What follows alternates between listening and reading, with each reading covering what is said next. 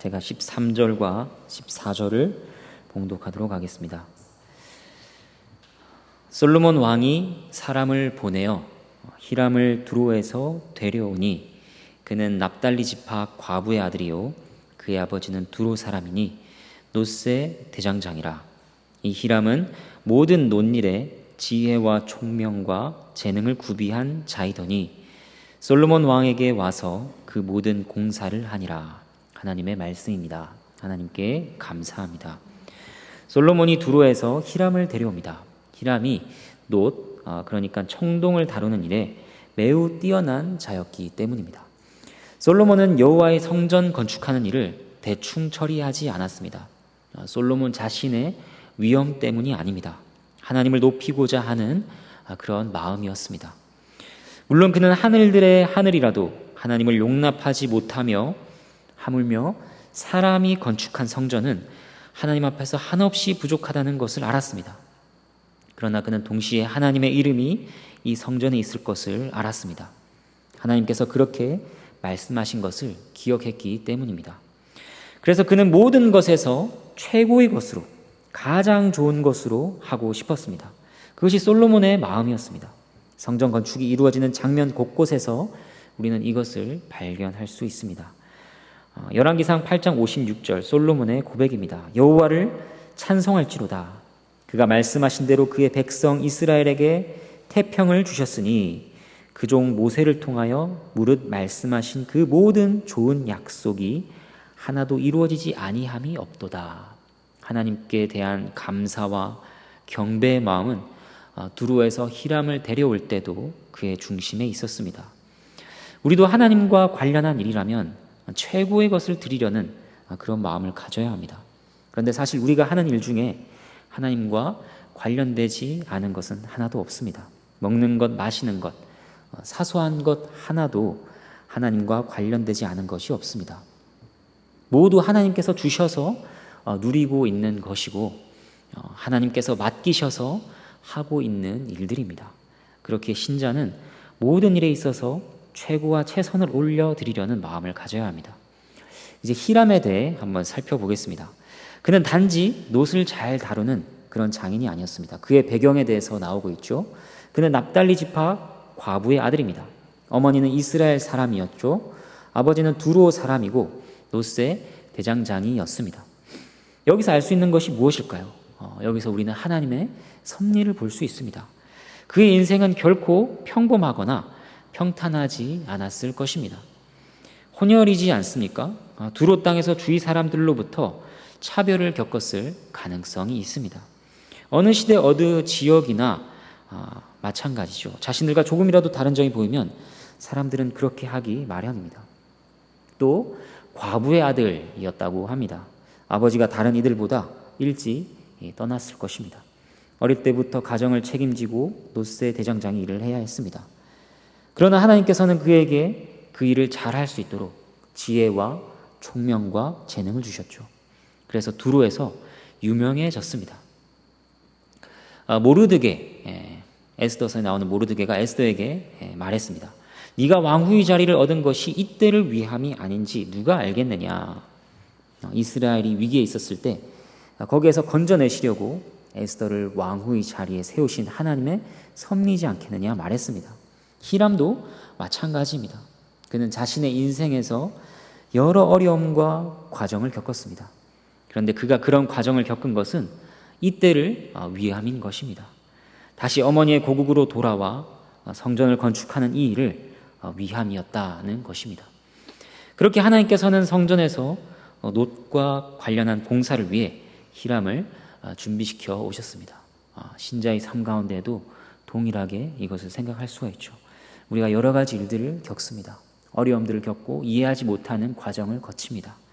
그러나 그것은 하나님께서 준비하시는 과정 가운데 있다고 하는 것입니다. 그리고 또 다른 측면을 생각해 보자면 히람 개인의 구원과 관련한 섭리를 생각할 수 있습니다. 그는 두로에서 지내며 하나님과 그의 백성들과는 멀리 떨어져 지냈습니다. 그가 어머니로부터 신앙을 물려받았는지 우리는 알 수 없습니다. 하나님을 경외하는 마음이 그에게 있었는지 모릅니다.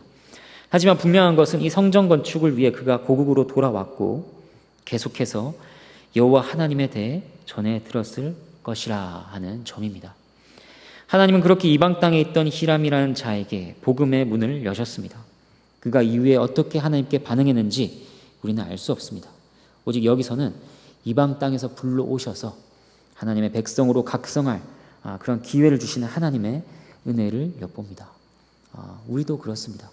3대째 기독교 집안이라고 하는 분이 있을지 모릅니다. 그렇다 하더라도 결국 거슬러 올라가면 우리는 모두 그리스도와는 멀리 떨어져 이방 땅에 지내던 자들이었습니다. 하나님과 전혀 상관이 없는 자들이었습니다. 그런데 지금은 어떻습니까? 예배당에 나와 하나님의 말씀을 듣고 있습니다. 그의 구원의 역사를 듣고 복음을 듣고 있습니다. 그리스도에 대해 전해 듣고 있습니다. 하나님의 백성들과 어울리고 있습니다. 세상에는 많은 복음을 듣지 못하는 처지에 있는 자들, 또 듣지 않는 상황에 있는 자들이 얼마나 많은지 모릅니다. 그런데 그러한 가운데서도 우리는 이렇게 언약의 테두리 안에 있다. 이것이 얼마나 놀라운 은혜인지를 우리는 돌아봐야 합니다. 이제 히람이 만든 녹기둥과 높바다에 대해 한번 보겠습니다. 그림을 한번 보실까요? 먼저 성전에 대한 그림이 나옵니다. 그 다음을 한번 보겠습니다. 그 다음 사진을 보면 좀 더 확대해서 보고 있죠. 성전 앞에 저기 두 기둥이 보이고 앞에 높바다가 나오고 있습니다. 한 장 더 보실까요? 이제 두 기둥을 살펴보겠습니다. 이 장을 계속 띄워주시기 바랍니다. 15절부터 22절까지 말씀을 제가 읽겠습니다. 그가 녹기둥 둘을 만들었으니 그 높이는 각각 18규빗이라 각각 12규빗 되는 줄을 두를만 하며 또 놋을 녹여 부어서 기둥 머리를 만들어 기둥 꼭대기에 두었으니 한쪽 머리의 높이도 5규빗이요 다른 쪽 머리의 높이도 5규빗이며 기둥 꼭대기에 있는 머리를 위하여 바둑판 모양으로 얽은 그물과 사슬 모양으로 따은 것을 만들었으니 이 머리에 7이요 저 머리에 7이라 기둥을 이렇게 만들었고 또 두 줄 석류를 한 그물 위에 둘러 만들어서 기둥 꼭대기에 있는 머리에 두르게 하였고 다른 기둥 머리에도 그렇게 하였으며 주랑 기둥 꼭대기에 있는 머리에 4규빗은 백합화 모양으로 만들었으며 이 두 기둥 머리에 있는 그물 곁 곧 그 머리에 공같이 둥근 곳으로 돌아가며 각기 석류 200개가 줄을 지었더라.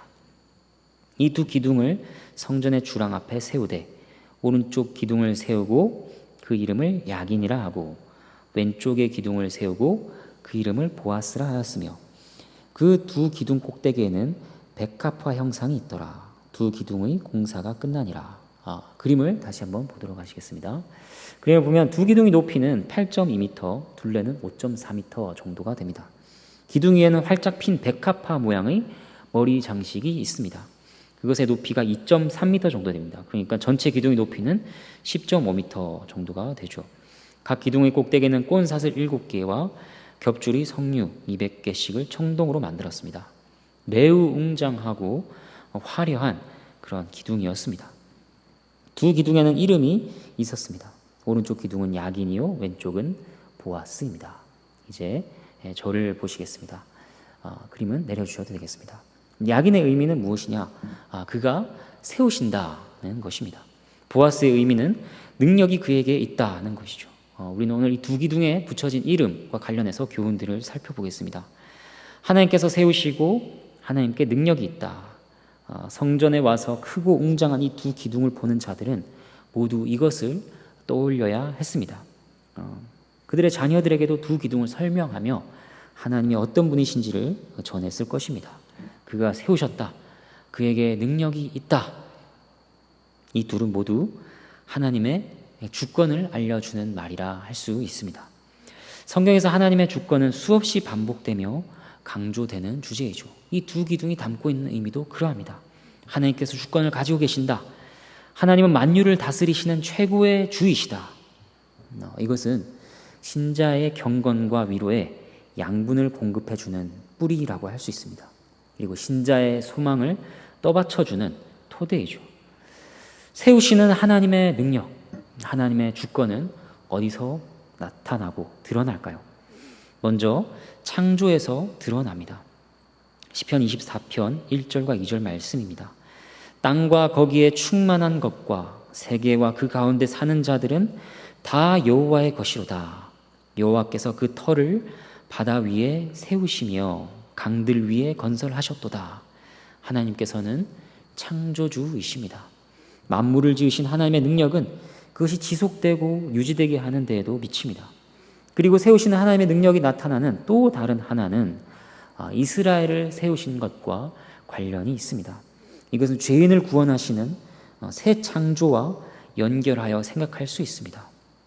아무것도 아닌 아브라함을 택하고 불러 민족과 나라를 이루게 하신 것은 구원의 역사이기 때문입니다. 구원은 죄와 사탄의 저항과 반대를 이겨야 하는 것입니다. 그렇기 때문에 더 놀라운 창조의 역사라고 할 수 있습니다. 이렇게 창조와 새 창조 가운데 하나님의 주권이 드러납니다.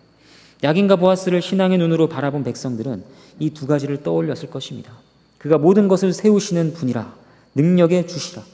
만물을 세우신 분도 하나님이시오. 우리를 하나님 백성으로 세우신 분도 그분이시라.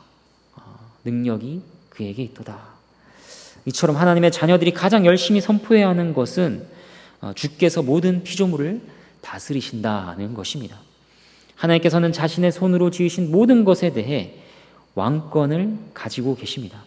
하나님께서는 그 왕의 보좌에 앉으실 권리가 있는 그런 분이십니다. 이것은 세상에 속한 사람들은 가장 싫어하는 가르침이라고 할 수 있습니다. 세상 사람들은 하나님이 계신다고 하는 것은 받아들일지 모릅니다. 그러나 하나님께서 모든 것을 다스리신다 하는 것에는 두드러기 반응을 보입니다.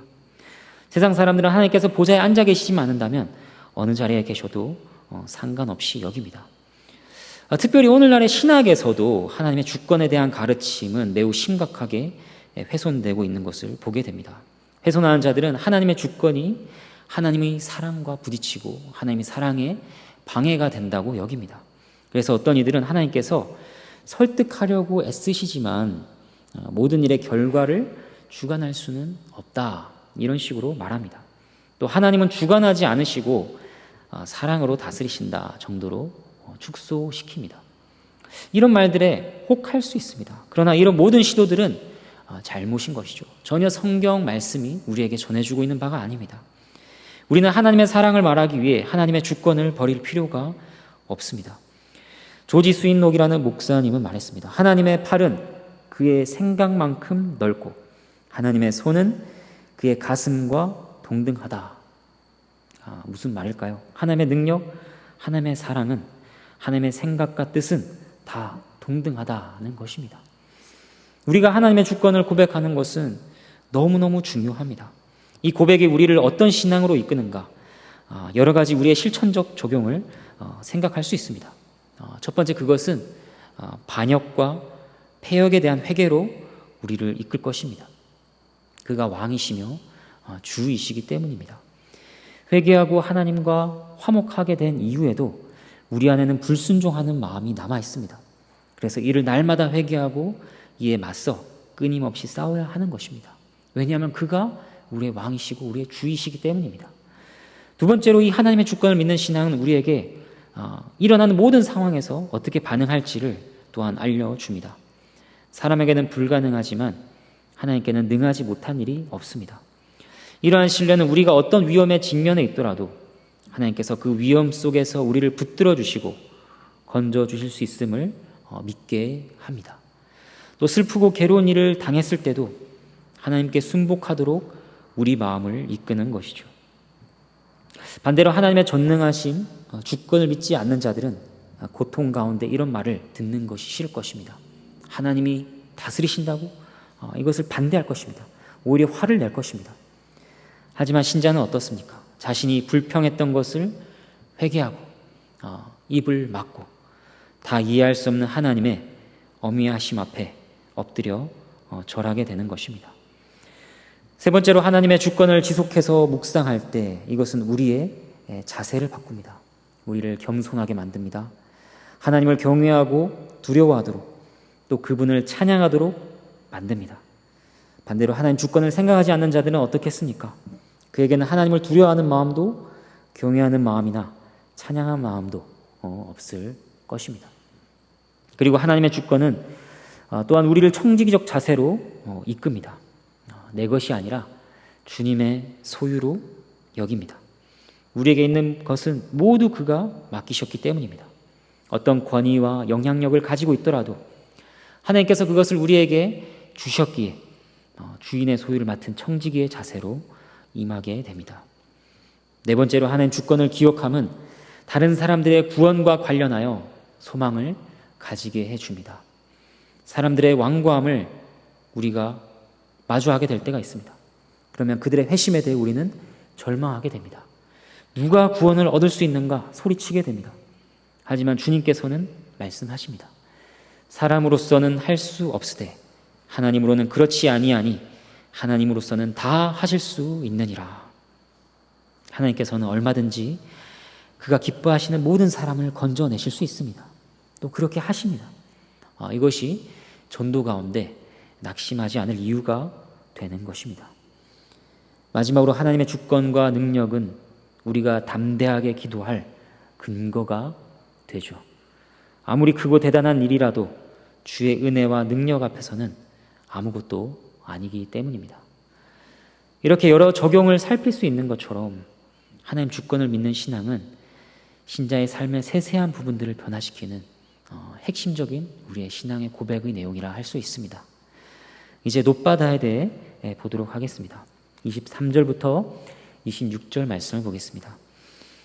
또 바다를 부어 만들었으니 그 직경이 10규빗이요 그 모양이 둥글며 그 높이는 5규빗이요 주위는 30규빗 줄을 두를만 하며 그 가장자리 아래에는 돌아가며 박이 있는데 매 규빗에 10개씩 있어서 바다 주위에 둘렸으니 그 박은 바다를 부어 만들 때 2줄로 부어 만들었으며 그 바다를 소 12마리가 바쳤으니 셋은 북쪽을 향하였고 셋은 서쪽을 향하였고 셋은 남쪽을 향하였고 셋은 동쪽을 향하였으며 바다를 그 위에 놓았고 소의 뒤는 다 안으로 두었으며 바다의 두께는 한 손 너비만 하고 그것에 가는 백합화의 양식으로 잔가와 같이 만들었으니 그 바다에는 2000밭을 담겠더라.